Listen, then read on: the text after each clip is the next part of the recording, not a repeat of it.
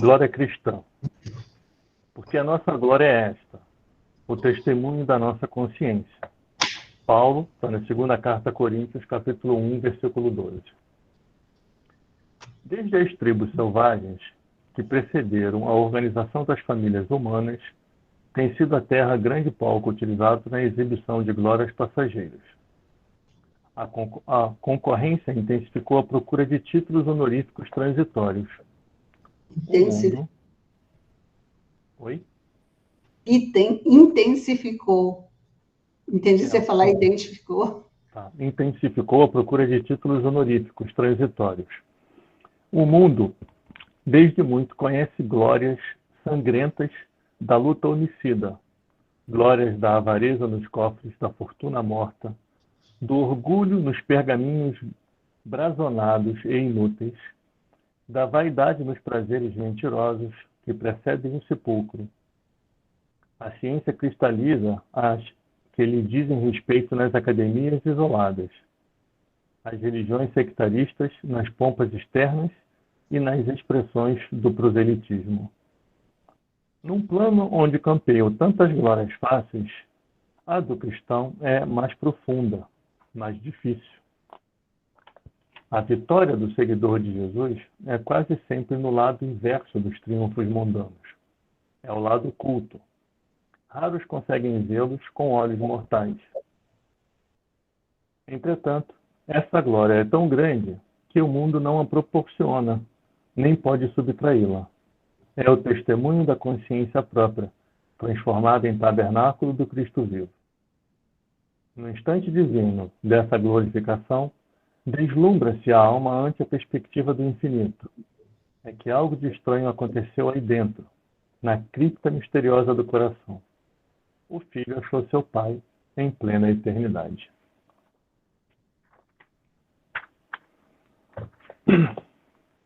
Essa mensagem, ela fala da grande dificuldade que nós temos quando sinceramente buscamos a nossa transformação íntima, a nossa modificação segundo as orientações de Jesus no seu Evangelho.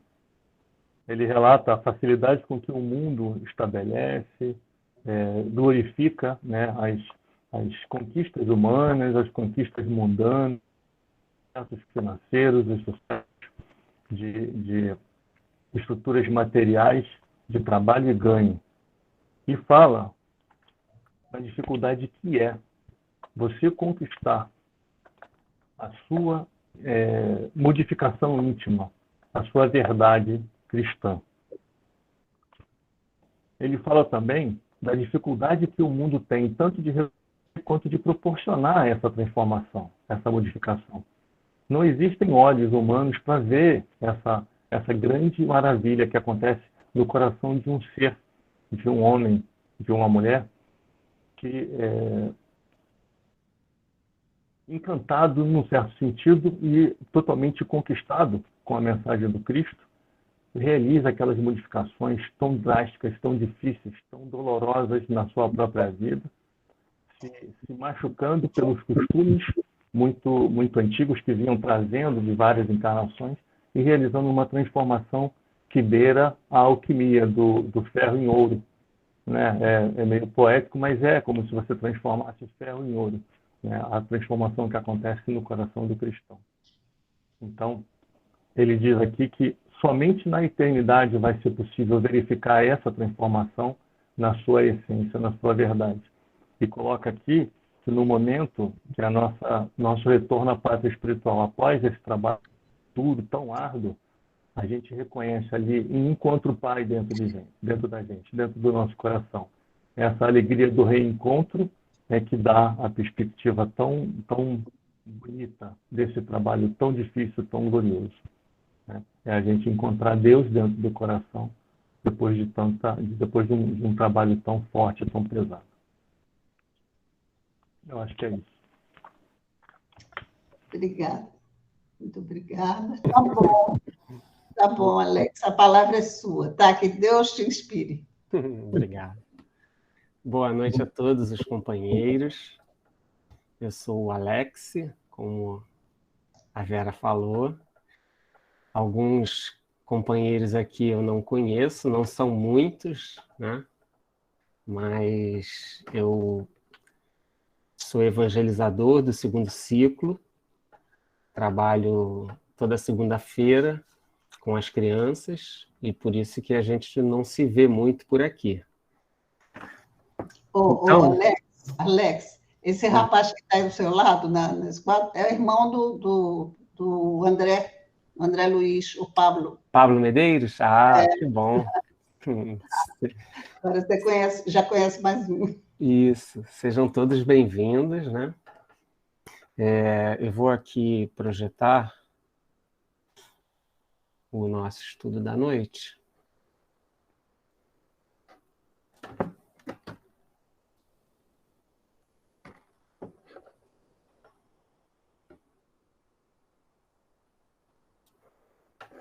Então, acho que todos já estão vendo.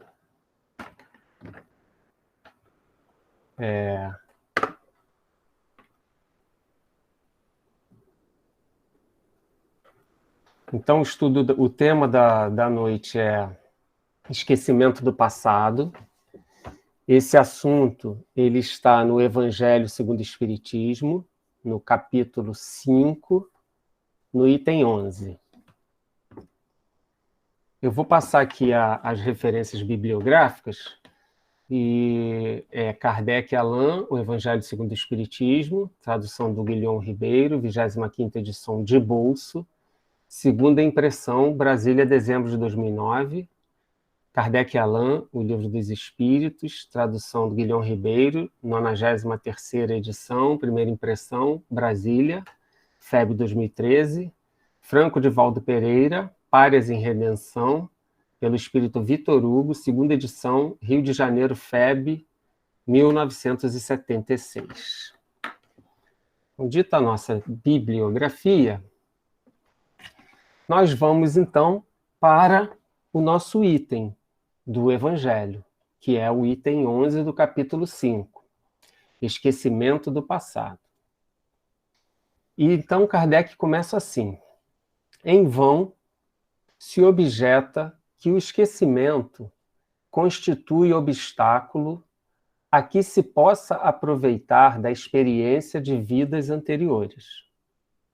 Havendo Deus entendido de lançar um véu sobre o passado, é que há nisso vantagem. Com efeito, a lembrança traria gravíssimos inconvenientes. Poderia, em certos casos, humilhar-nos singularmente, ou então exaltar-nos o orgulho e, assim, entravar o nosso livre-arbítrio. Em todas as circunstâncias, isso acarretaria inevitável perturbação das relações sociais. Bom, então ele começa dizendo que em vão se objeta que o esquecimento constitui obstáculo a que se possa aproveitar da experiência de vidas anteriores, né? Então, objetar é alegar em sentido contrário, né? Então, as pessoas, algumas podem dizer e dizem que esse esquecimento ele é maléfico porque ele não nos permite aproveitar de experiências anteriores. E continua dizendo que, havendo Deus entendido de lançar um véu sobre o passado, é que há nisso vantagem. Então, a primeira coisa que vem para nós é essa afirmação de que se Deus fez com que assim fosse, é porque isso é bom para a gente. A gente não pode esquecer que o objetivo da encarnação ele é proporcionar ao espírito a oportunidade do seu crescimento espiritual, do seu desenvolvimento moral e intelectual. Esse é o objetivo da encarnação, né?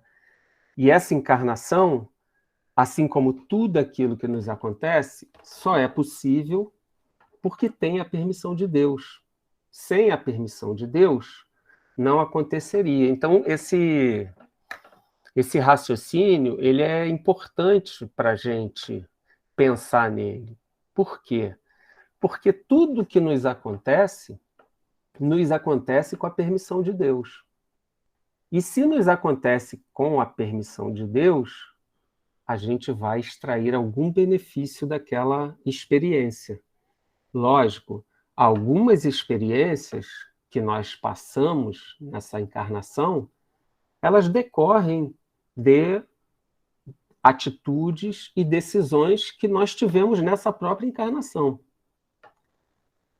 E mesmo assim, passando nós pelas consequências desses atos, com a permissão de Deus, é porque isso nos será benéfico, isso nos trará um aproveitamento. Então, isso é um ponto importante. Ele continua dizendo que, com efeito, né, eu estou relendo o parágrafo que a gente acabou de ler, ponto a ponto. Com efeito, a lembrança traria gravíssimos inconvenientes. Então, aqui, ele já está acrescentando uma outra coisa, né? Ele já está dizendo que, se nós lembrássemos o nosso passado, isso nos traria inconvenientes, nos dificultaria em atingirmos o objetivo da nossa encarnação, que é nós nos desenvolvermos, nós crescermos intelectualmente e moralmente. Então, o entendimento do passado, a lembrança do passado, ela iria prejudicar isso, ia trazer prejuízo. Depois, ela poderia, em certos casos, até nos humilhar. Nós poderíamos, se lembrássemos do nosso passado, nós poderíamos nos sentir humilhados. Por quê? Porque, sabendo nós que habitamos um planeta de provas e expiações, nós sabemos que somos espíritos, pelo menos na grande maioria de nós, somos espíritos ainda colocados numa escala evolutiva, numa posição de muita necessidade de crescimento espiritual, né? O fato de nós habitarmos um mundo de provas e expiações já deixa isso claro. Se a gente está nessa condição, significa que trazemos ainda muitos erros dos nossos passados, né, das nossas encarnações anteriores, que nós ainda precisamos resgatar, situações que nós precisamos resolver. E se nós soubéssemos tudo que nós já fizemos de errado no passado, provavelmente a gente ia se sentir muito humilhado. Até porque, muitas vezes, nós encarnamos junto com aqueles espíritos com os quais nós convivemos no passado. Talvez a maioria das vezes. E aí, nós estaríamos ali do lado daquele irmão, sabendo tudo que nós fizemos de errado, sabendo tudo que ele fez de errado. Isso iria prejudicar o nosso livre-arbítrio, né? A gente não ia conseguir desenvolver a relação que nós precisamos, né? Precisaríamos naquele caso, e isso ia nos prejudicar. E em todas as circunstâncias, isso traria uma perturbação nas relações sociais, né? Porque imagina se a gente sabe que aquele nosso chefe é aquele que nos prejudicou e o nosso irmão é um que nós tivemos problema, nós iríamos ter muitos problemas, né? Então, o esquecimento do passado, ele nos traz um grande benefício, né? Ao invés de, né, em vez de trazer-nos malefício, como algumas pessoas argumentam, como diz o Kardec, na realidade é o contrário. Bom, frequentemente, o espírito renasce no mesmo meio em que já viveu, estabelecendo de novo relações com as mesmas pessoas. Para quê? Para que possa reparar o mal que lhes haja feito. Então, quando a gente vem para encarnar próximo às pessoas com as quais nós tivemos dificuldade, seja nós as prejudicando ou elas nos prejudicando, o objetivo é sempre o mesmo, é que nós nos reestabeleçamos com aquelas pessoas, né?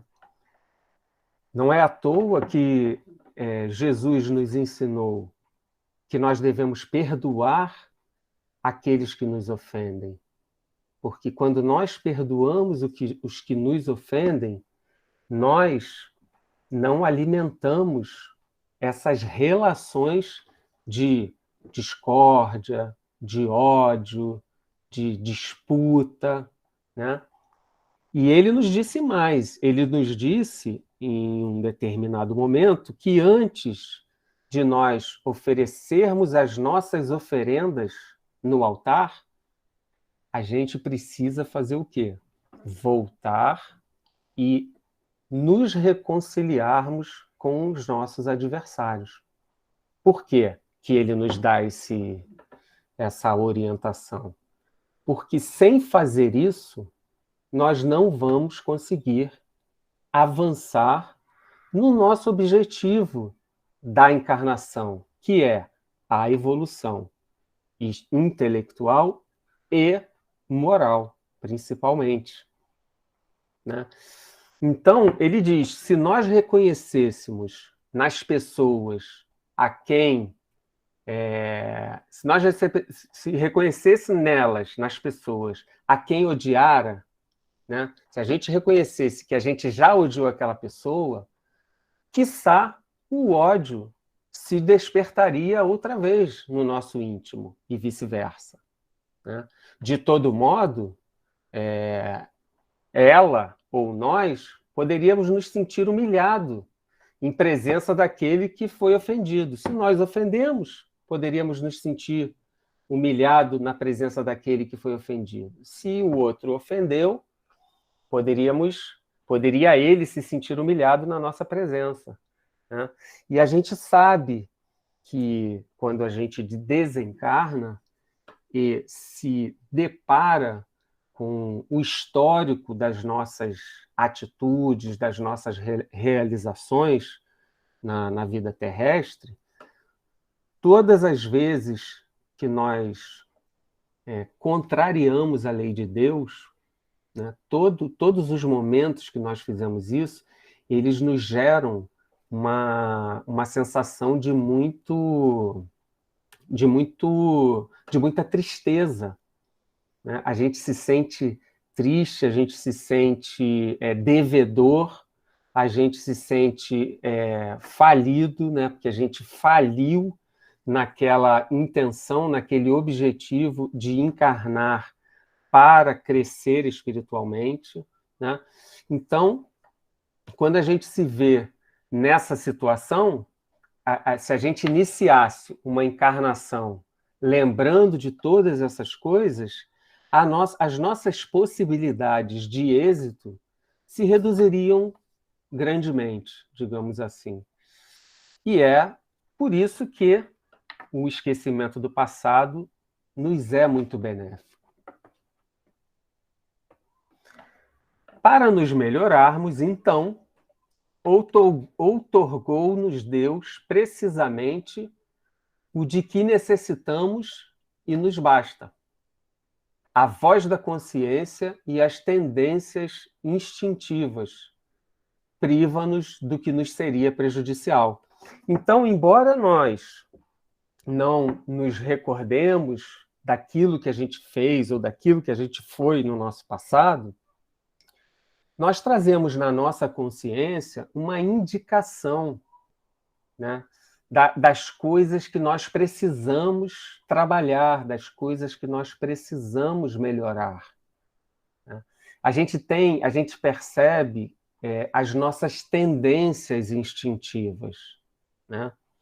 E aí vem a importância da doutrina espírita, que nos faz a todo momento estudar, olhar para nós mesmos, nos autoconhecermos, né? Diante das leis de Deus, né? Refletindo sobre as leis de Deus, a gente olha para nós, olha para as nossas atitudes e consegue identificar aonde nós estamos nos desvirtuando, onde nós estamos caminhando num sentido contrário àquele para o qual nós encarnamos. Então é importante nós termos essa consciência, porque isso reforça em nós a importância de estudarmos as leis de Deus constantemente, refletirmos sobre elas e refletirmos sobre as nossas atitudes, se nós estamos agindo de acordo com as leis de Deus, se nós estamos agindo a favor das leis de Deus, ou se as estamos contrariando. Então, eu tomei a liberdade de trazer para o nosso estudo uma história que está no livro Paras em Redenção. Essa história ela foi contada no dia 3 de maio pelo Roberto, num estudo que ele fez. E eu liguei para ele para pegar a referência bibliográfica e fiquei sabendo. Aí eu falei, Roberto, então não vou usar essa história. Ele falou, Alex, usa, porque se veio a inspiração para você usar, usa. Quem já assistiu vai relembrar. Eu falei, então tá bom, então vamos usar. E essa história, ela nos conta a passagem de um grupo de espíritos durante várias encarnações, para a gente poder, vendo a história deles, a gente entender a importância que o esquecimento do passado tem quando a gente encarna, né?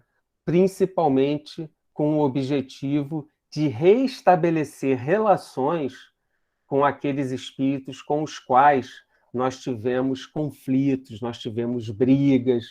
Por quê?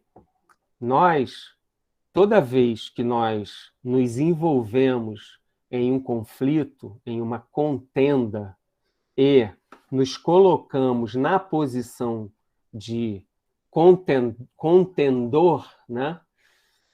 Daquele que vai brigar realmente, que está ali alimentando aquele conflito, né? Porque a gente, às vezes, pode ser envolvido num conflito e não alimentar esses sentimentos, desde que nós hajamos com compreensão com aquele companheiro, busquemos sempre entender a situação e, principalmente, não alimentar o conflito.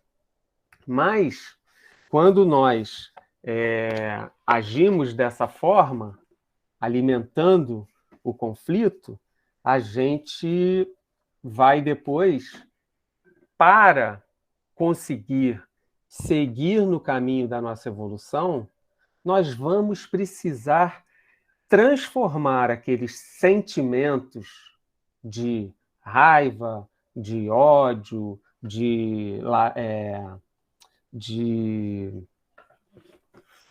quando a gente fica de ressentimento, qualquer sentimento negativo que nós tenhamos estabelecido em uma relação com uma outra pessoa, nós vamos ter que transformar aqueles sentimentos em sentimentos positivos. Nós vamos ter que fazer surgir daquela relação o amor verdadeiro, o amor fraternal, sem o que nós não vamos conseguir seguir o nosso caminho de evolução. Então, como nós falamos lá no início, Jesus, quando nos orienta a perdoarmos o nosso irmão, né, indefinidamente, ele nos diz isso, já é uma profilaxia para o futuro, para que nós, com essa atitude, nós que temos as nossas dificuldades do passado, a gente já pare de gerar dificuldades para o futuro, né? E, principalmente, na nossa relação com os irmãos, que nós não sabemos do passado, não sabemos quais são os compromissos que nós temos, não sabemos quais são os sentimentos que nós nutrimos um pelos outros nas vidas anteriores, com o perdão, com o entendimento, com a reflexão, a gente tem uma oportunidade, uma chance muito maior de conseguir atingir aquele objetivo de transformar estes sentimentos naquele único sentimento que nos interessa, que é o amor, que é aquele que nós precisamos desenvolver para poder conseguir a nossa evolução moral, né? Sem a qual nós não seremos verdadeiramente felizes. Então, nesse livro, nós temos a seguinte situação. Nós temos a duquesa Ângela, que era casada com o duque Giovanni. Então, está lá, duquesa Ângela e duque Giovanni. E eles moravam nos arredores de Siena, na Itália, né? A dona Ângela era uma pessoa de moral elevada e querida por todos. O irmão de dona Ângela engravidou uma moça e essa moça deixou a criança para dona Ângela criar. O nome dessa criança, Girolamo. Bom, já com Girolamo crescido, dona Ângela teve 3 filhos com o duque, Graziella, Carlo e Juliana.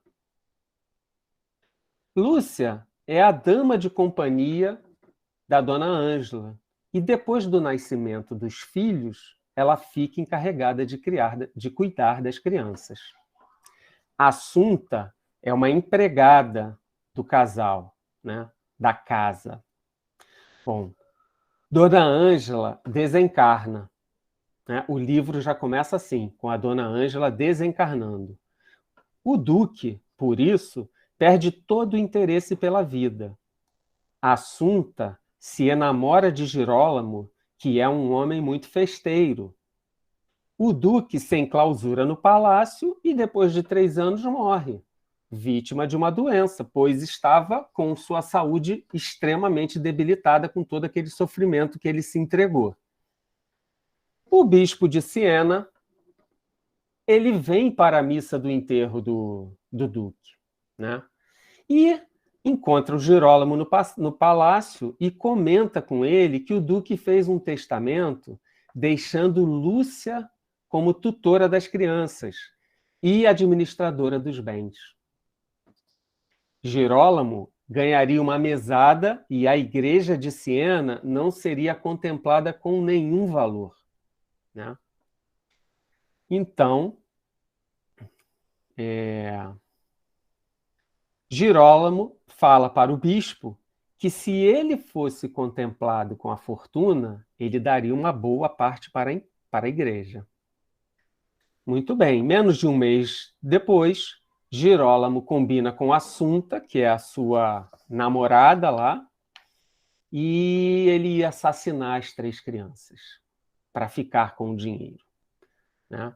E botar a culpa na Lúcia. Esse foi o plano que ele arquitetou com a Assunta. A Assunta, então, coloca o sonífero na bebida das 3 crianças e na de Lúcia antes deles irem dormir.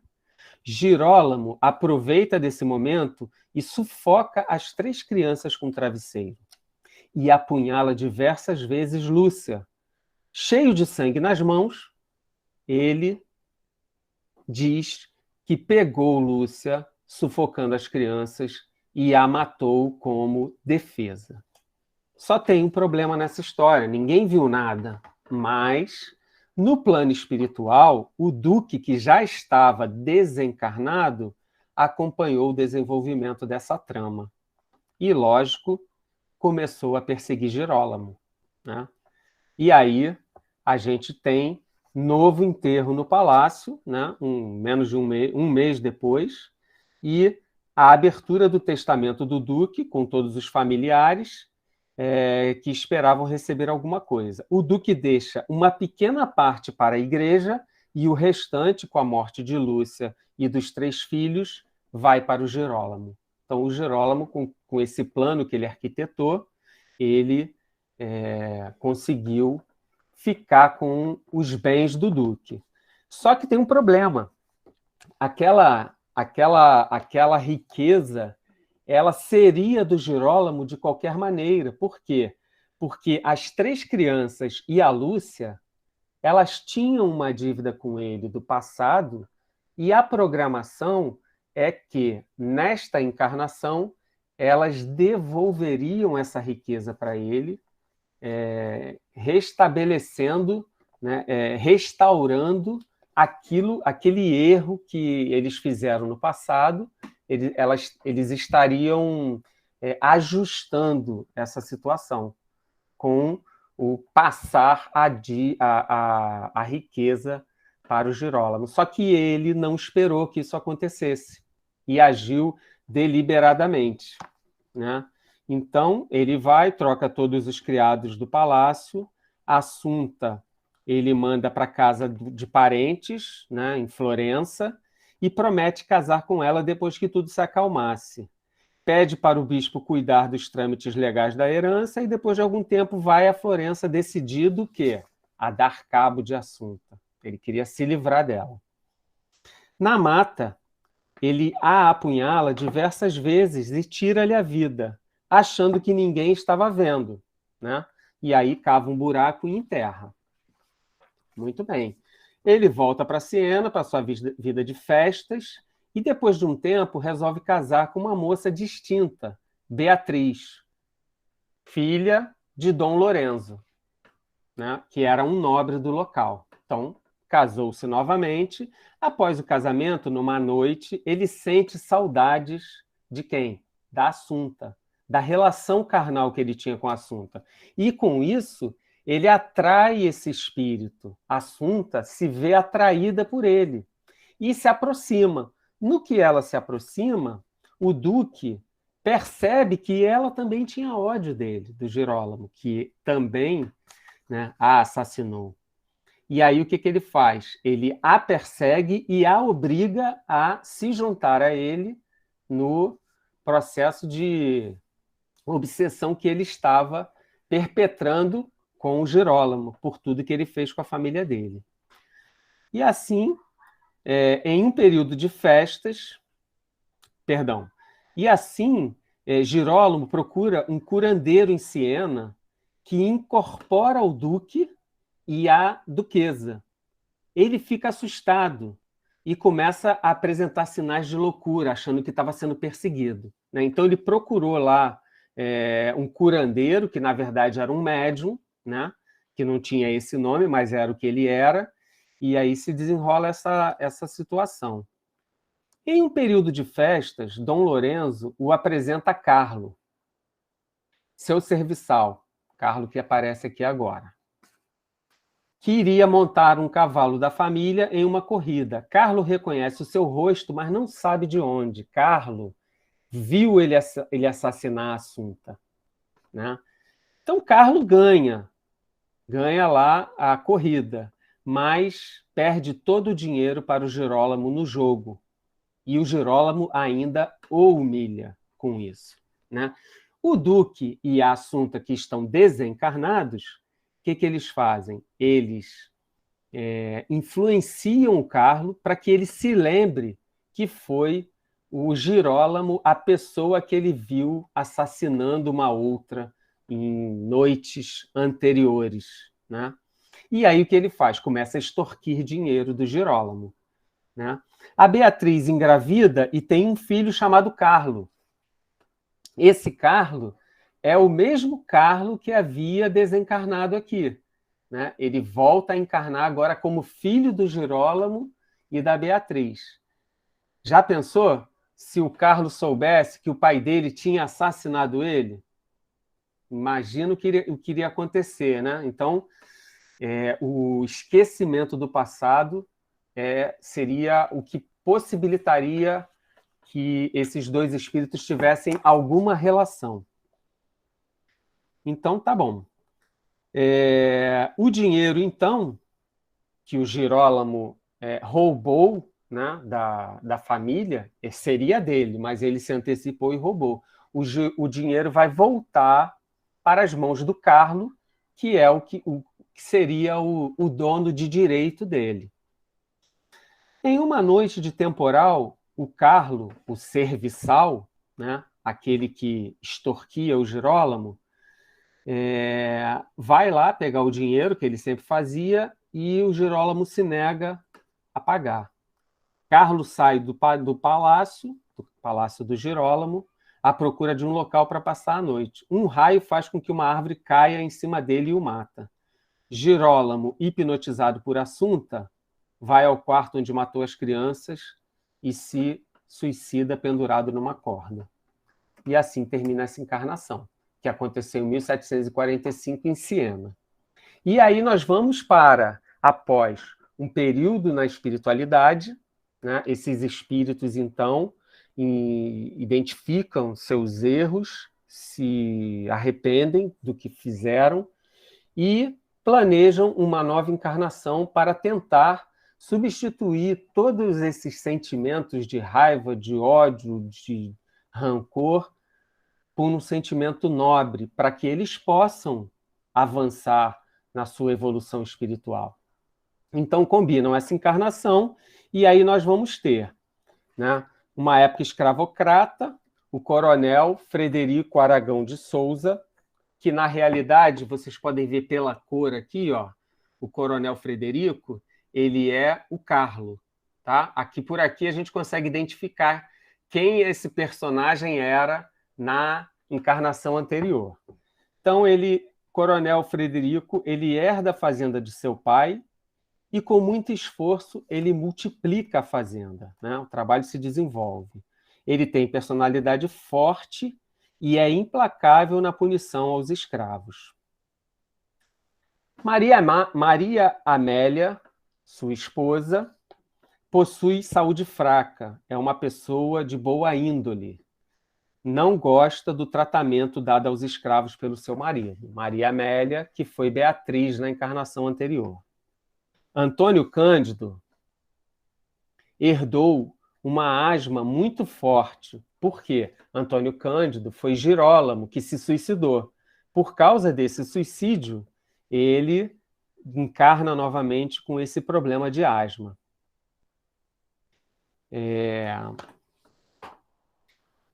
Antônio Cândido é amigo de Bernardo desde pequeno. Bernardo não é ligado, ele é filho do coronel Frederico Aragão de Souza, mas ele não é ligado na fazenda.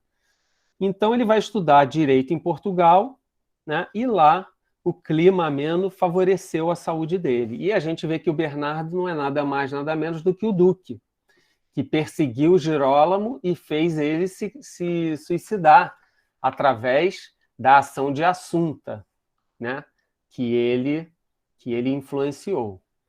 Então a gente vê que se desenvolve uma nova encarnação com os mesmos personagens que participaram na anterior, e se essas pessoas soubessem do seu passado, seria impossível que nós pudéssemos ter uma possibilidade de êxito na transformação de sentimento necessária.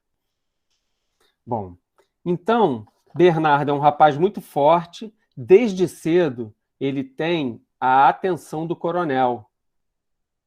Eu falei, isso mesmo, Bernardo. Que prefere o Bernardo em detrimento do Antônio, né? O Antônio Cândido é o filho do coronel, o Bernardo acaba sendo o preferido dele. No planejamento espiritual, o Antônio Cândido, com a saúde debilitada, ele morreria, né? Antônio Cândido, que foi o Girolamo, ele morreria e restituiria o dinheiro roubado a Bernardo, que foi o duque, né, de quem ele roubou o dinheiro, né, roubou o dinheiro da família. Esse era o planejamento. Um dia, 3 escravos fogem da fazenda. O coronel Bernardo, o capataz e outros serviçais vão em perseguição. Matam um deles e decepam a orelha dos outros 2. O coronel e Bernardo resolvem voltar a galope, na frente do grupo, para a casa na fazenda. Ele cai do cavalo e é arrastado. Bernardo se desespera, pois tem o tem como um pai, né? E ele não aguenta os ferimentos e morre. Então, o coronel Bernardo, aliás, o coronel e o Bernardo voltaram e o coronel desencarnou, né? Caiu do cavalo e desencarnou. Mandam chamar Antônio Cândido. Olha, o Antônio Cândido que estava lá em Portugal, né? E o Antônio Cândido, quando chega, ele já vem com ideias abolicionistas que já estavam circulando lá em Portugal, né? Então, chegam de São Paulo, na capital, o irmão de Dona Amélia, Casimiro Marcondes, com a esposa e os filhos. Então, o irmão de Dona Amélia é Casimiro, não é o senhor Loureiro que apareceu ali, não. O Casimiro, ele se insinua para cuidar das propriedades do cunhado falecido, né? Então, Casimiro é o irmão da Maria Amélia, que ficou sem esposo e fica interessado em tomar conta de tudo. Maria Amélia diz que o seu filho vai cuidar de tudo, ou seja, Antônio Cândido. E aí ele resolve, em uma missa de Natal, alforriar os escravos mais velhos da fazenda. Antônio Cândido fez isso. Convida os fazendeiros próximos, convida o tio Casimiro, sua tia e os primos, e estes levam junto o sócio, o senhor Loureiro. Finalmente é esse aqui, o senhor Loureiro. Sua esposa e filha, Ana Maria Loureiro. Ana Maria é muito namoradeira. E já havia sido... Está aqui Ana Maria, ó. Ana Maria, ela era muito namoradeira, né? E já havia sido ameaçada pelo pai de colocá-la num convento, né, se ela não mudasse. Ao chegar à fazenda, ela se sente atraída pelo franzino Antônio Cândido. Então, Ana Maria Loureiro, que foi assunta, se sente atraída por Antônio Cândido, que foi o Girolamo, né? Que ela era apaixonada. Após a declaração de Antônio da alforria de alguns escravos, os fazendeiros vão embora revoltados, todo mundo se revolta. E o Bernardo também se revolta. Ana Maria se aproxima de Maria Amélia. Cadê? Ana Maria se aproxima de Maria Amélia, da mãe do Antônio Cândido, né, para poder se insinuar para o Antônio Cândido, né, com a intenção de estabelecer uma relação. E o Bernardo se insinua para Maria Amélia. Então, a gente vê aí... o Bernardo se insinua para Ana Maria, que é a menina, né? A filha do senhor Loureiro. Então, a gente vê Antônio Cândido, que foi Girolamo, se envolvendo com Ana Maria, e o Bernardo, que foi o duque, apaixonado pela mesma Ana Maria, e aí nós temos novamente um conflito entre os dois, né?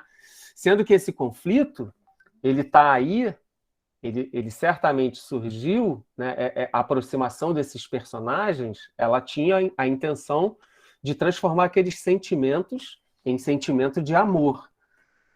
Mas vamos ver o que acontece.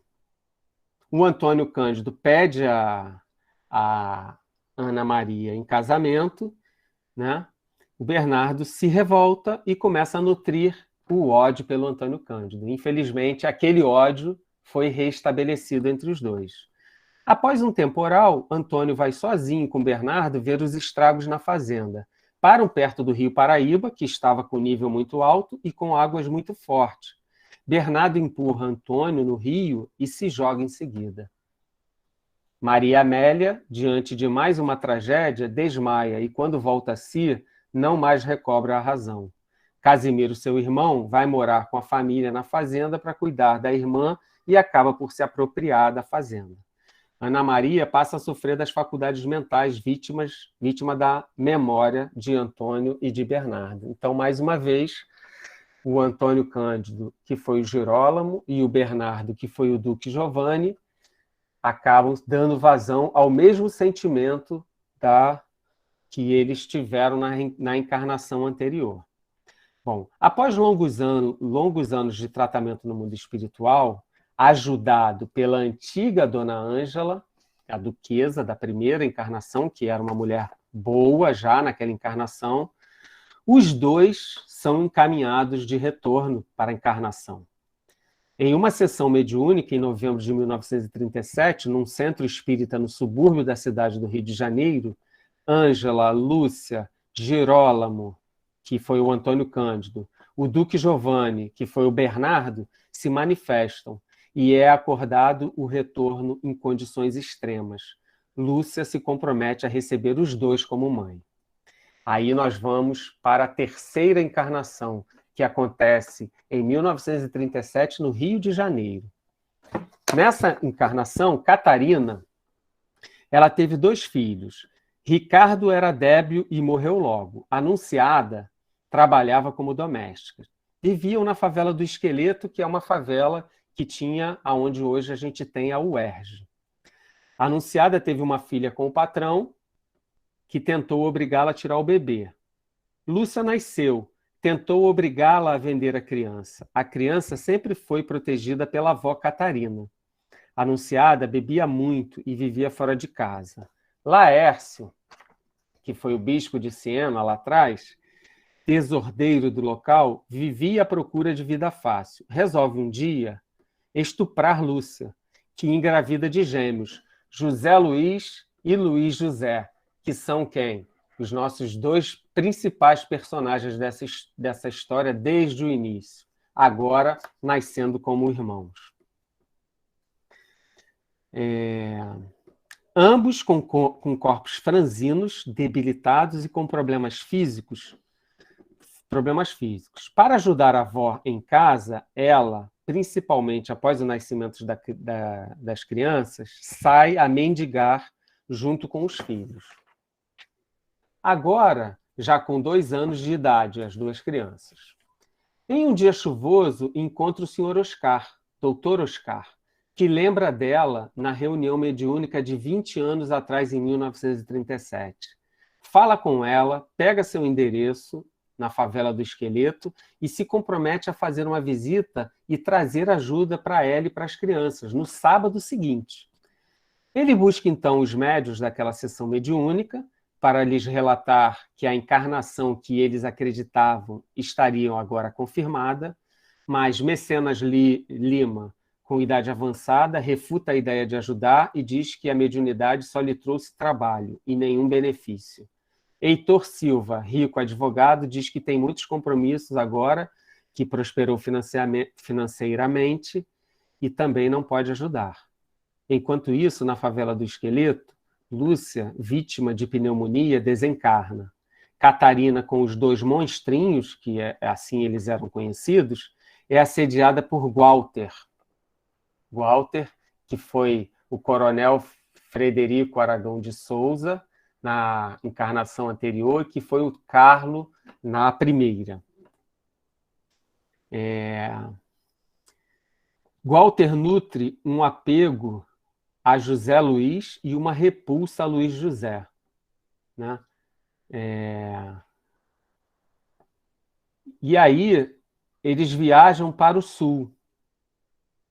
O Walter... Espera aí que está faltando aqui uma parte importante. No sábado, o doutor Oscar, quando chegou... Espera aí. O Walter, que era um cigano, ele queria comprar os meninos para expô-los no circo e ganhar dinheiro com eles. A bisavó, que não tinha apego nenhum com eles, o apego dela era com a Lúcia, a mãe deles, ela foi e vendeu. Quando o doutor Oscar, o médium, finalmente chega, a coisa já tinha se consumado. Então, o Oscar ele consegue convencer Catarina a não se mudar da favela para aguardar, com esperança, que um dia o Walter procure com o intuito de devolver os meninos. O Walter nutre um apego a Luiz José e uma repulsa a José Luiz, e todos viajam para o sul. Oscar encontra a quarta médium daquela sessão de 1937. Ângela se manifesta através dela e afirma que é melhor para as duas crianças que sigam este caminho. Pede que Oscar se conforme e se os encontrar no futuro, que não interfira, apenas os envolva nas suas preces. Ângela se manifesta a Walter num determinado momento, enquanto ele estava lá com as crianças viajando, porque o Walter ele era vidente, e pede que ele trate bem os meninos, né? Pois já encontrou com eles no passado. Então ela diz que eles já tiveram relações, né, no passado. O Oscar leva o Evangelho segundo o Espiritismo para Catarina e passam a fazer o culto no lar. 5 anos após a venda, Catarina já era outra mulher. A anunciada, que neste período adere ao culto, larga o vício da bebida. Já com 12 anos, os 2 meninos vitimados por pneumonia desencarnam em Curitiba. Walter sentiu muito. Já havia desenvolvido ternura pelos 2. O calendário marcava 10 de julho de 1967. Então, a gente vê, com essa história, que a gente vai sempre precisar restabelecer o sentimento de amor onde nós plantarmos os sentimentos de ódio, de raiva, qualquer sentimento que seja negativo. Não tem outro caminho para nós evoluirmos moralmente, né, sem fazer isso. Nós sempre vamos ter que buscar esse entendimento, né? Então é importante a gente lembrar das orientações de Jesus para que a gente perdoe sempre, para que a gente evite de criar novas situações de conflito que vão exigir de nós as expiações, as dificuldades, para a gente restabelecer, né, o sentimento de amor. E vamos viver a nossa encarnação encarando as nossas dificuldades, as pessoas difíceis que se aproximam de nós, ou que já nasceram na nossa família, ou que se aproximam de alguma forma. A gente precisa ter cuidado, porque pode estar ali uma grande oportunidade de nós restabelecermos laços do passado, reconstruindo sentimentos positivos, onde no passado nós tínhamos sentimentos negativos. E isso certamente nos trará um grande benefício para a nossa encarnação. Para a nossa encarnação, não, para a nossa evolução, né, que esta encarnação pode nos oferecer. Então, a gente precisa ter essa atenção, né, diante das situações que a gente enfrenta e das pessoas difíceis com as quais nós convivemos. Isso muda o nosso modo de ver, né? A gente vai parar de ver aquelas pessoas como inimigos que querem nos prejudicar e vamos começar a nos esforçar para vê-las como irmãos com os quais nós precisamos restabelecer os sentimentos do amor. E só vamos fazer isso com paciência, com perdão, né, com prece. Muito bem. Seguindo aqui, não vou tirar. Fiz errado. Espera aí. Seguindo aqui o nosso trabalho, nós temos, seguindo ainda o capítulo 11, ao nascer, traz o homem consigo o que aderiu, nasce qual se fez. O que adquiriu, né? Quando a gente nasce, a gente traz tudo aquilo que a gente adquiriu. A gente pode não lembrar do passado, mas a gente traz aquilo que a gente adquiriu. Em cada existência tem um novo ponto de partida. Pouco lhe importa saber o que foi antes. Se se vê punido, é que praticou o mal. Suas atuais tendências mais indicam o que lhe resta corrigir em si próprio. E é nisso que deve concentrar-se toda a sua atenção, ou seja, toda a nossa atenção, né? Porquanto, daquilo de que se haja corrigido completamente, nenhum traço mais conservará. As boas resoluções que tomou são a voz da consciência, advertindo do que é bem e do que é mal, e dando-lhe forças para resistir às tentações. Então, a gente traz tudo aquilo que a gente conquistou, a gente consegue identificar pelas nossas tendências aquilo que a gente precisa corrigir, mesmo a gente não sabendo do nosso passado, a gente consegue facilmente, talvez não facilmente, mas com atenção, né?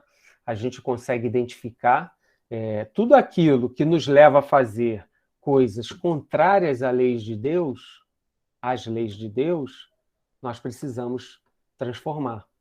Então, a gente consegue identificar dessa forma, né? E aí é nisso que a gente precisa estar atento. E se preocupar com o que a gente foi no passado, com o que a gente já fez. Isso não é importante para a gente.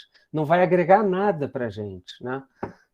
No outro dia eu recebi uma ligação da agremiação, porque o telefone da agremiação está com Siga-me para o meu, né, já que a gente não está tendo trabalhos presenciais, de uma pessoa que estava querendo um trabalho, procurando uma casa que oferecesse um trabalho para ela saber uma coisa do passado dela que ela precisava.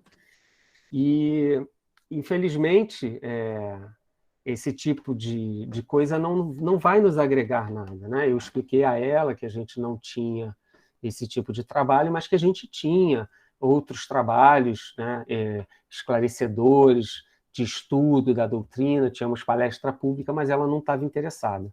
Ela só estava interessada em fazer aquele trabalho que ela acreditava que ia trazer lá o benefício que ela estava esperando. E a gente vê que isso não adianta nada, né? O importante não é saber o que a gente fez, o importante é nós focarmos, prestarmos atenção nas experiências que nós estamos tendo, porque são essas que nos proporcionam a oportunidade de nós nos melhorarmos e sairmos desta encarnação melhores do que quando nós encarnamos, que é o nosso objetivo, que é o objetivo de todo espírito que encarna. Todo espírito, quando encarna, sempre é esse o objetivo. Aliás, o esquecimento ocorre apenas durante a vida corpórea. Volvendo à vida espiritual, readquire o espírito a lembrança do passado. Nada mais há, portanto, do que uma interrupção temporária, semelhante à que se dá na vida terrestre durante o sono, a qual não obsta a que no dia seguinte nos recordemos do que tínhamos feito na véspera e nos dias precedentes. Eu peço perdão a vocês, porque eu acho que eu pensei que estava projetando e não estava. Me desculpa, estou projetando agora.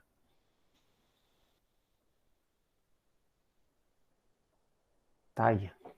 Então, o que ele diz é que o nosso esquecimento ele acontece enquanto nós estamos encarnados. Depois que nós desencarnamos enquanto espíritos, nós recobramos muito da nossa lembrança. Não recobramos tudo. Recobramos tudo aquilo que nos será benéfico, né? E isso está relacionado ao nosso grau de evolução. Quanto mais evoluído é o espírito, mais capacidade de lembrar do seu passado ele tem. Por quê? Porque, como tudo que Deus faz, faz sempre com a intenção de nos beneficiar, né? E mesmo desencarnados, se nós tivermos acesso a tudo que nós já fizemos, talvez a gente vá encontrar muito mais dificuldade para se reestabelecer e caminhar na direção do nosso desenvolvimento e na direção de restaurar aqueles erros que nós cometemos.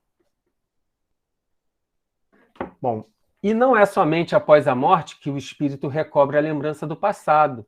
Pode dizer-se que jamais a perde, pois que, como a experiência o demonstra, mesmo encarnado, adormecido o corpo, ocasião em que goza de certa liberdade, o espírito tem consciência de seus atos anteriores, sabe por que sofre e que sofre com justiça. A lembrança unicamente se apaga no curso da vida exterior, da vida de relação, mas, na falta de uma recordação exata que lhe poderia ser penosa e prejudicá-lo nas suas relações sociais, forças novas aure ele nesses instantes de emancipação da alma, se os sabe aproveitar. Então, nós somos um espírito encarnado. Nós estamos aqui, mas nós somos um espírito. Estamos apenas encarnados. Então, quando nós deixamos momentaneamente o nosso corpo físico em determinadas situações, muitos de nós, dependendo da nossa condição, temos oportunidade de conversar com benfeitores espirituais, com os nossos mentores, com os espíritos que estão a todo momento tentando nos ajudar e esperando apenas que nós permitamos, né? E muitas vezes, nesses momentos, nós temos a consciência de tudo que a gente está fazendo na vida, do objetivo, tudo que a gente precisa passar. Só que quando a gente volta para o corpo, isso é, mais uma vez, a gente perde essa consciência para que a gente possa desenvolver a nossa experiência com total liberdade no nosso livre-arbítrio, sem uma influência, né? Sem a gente saber que a gente precisa fazer isso porque a gente fez aquilo. A gente só precisa saber que a gente precisa cumprir as leis de Deus, porque é isso que vai trazer o nosso desenvolvimento moral, né? Sabendo isso, já é o suficiente para nós. Então, assim, Deus não nega para nós aquilo que a gente necessita. Ele, de fato, nega aquilo que não só a gente não necessita, como ainda poderia nos prejudicar. E essa foi o nosso estudo da noite. Eu espero que tenha sido bom, né? Tenha nos ajudado a refletir. E uma boa noite para todos. Eu fico aqui à disposição, se alguém precisar de algo. Muito obrigada, Alex. Muito gostosa essa história, essa maneira como você contou. Muito obrigada por tudo. Tenho certeza que todos gostaram, né? Então, agora nós vamos nos preparar para a prece